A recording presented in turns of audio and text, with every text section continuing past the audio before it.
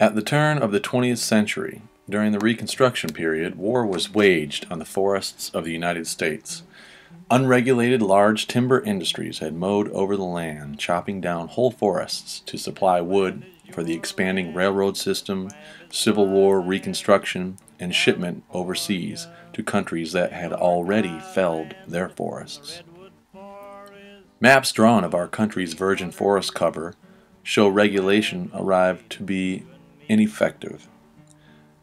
A black and white map of our country in 1620 that displays virgin forests in black ink show all states east of the Mississippi River to be covered in solid black ink.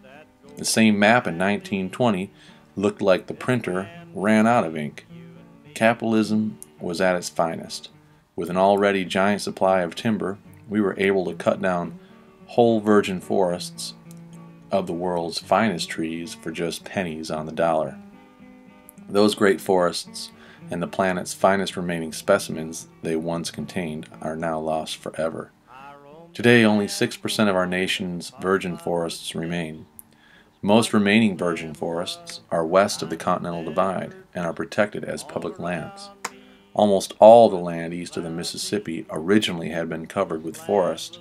Now, only 1% of the original forests remain in the Northeast and only 1/2 of 1% in the South. This spawned a national debate over the role of federal government regarding the protection of our public lands.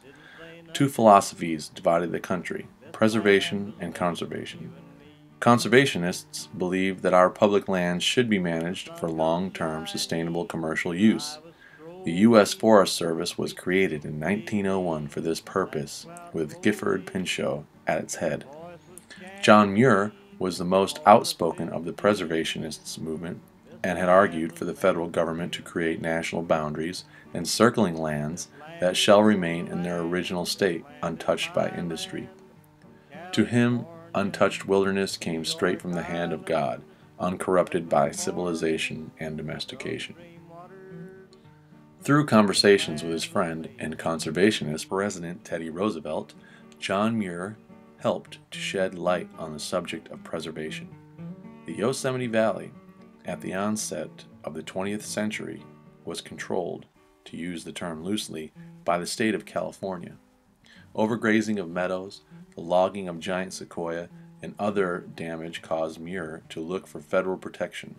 In 1903, Roosevelt accompanied Muir on a visit to Yosemite Valley. Muir convinced Roosevelt that the best protection of an area of such magnificence would have to be done by the federal government. Creating public lands was not easy, but in 1906, Teddy beat an opposing Congress to the punch and signed a bill to create the National Park System. Now, there are 59 federally protected national parks in the U.S.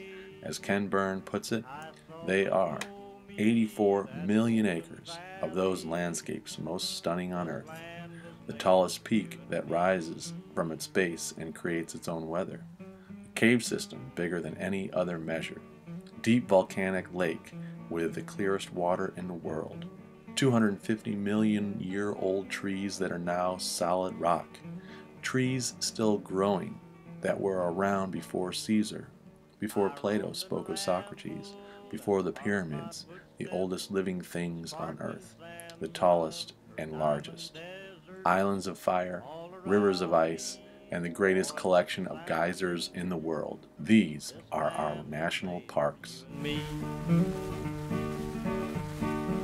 There was a big high wall there that tried to stop me.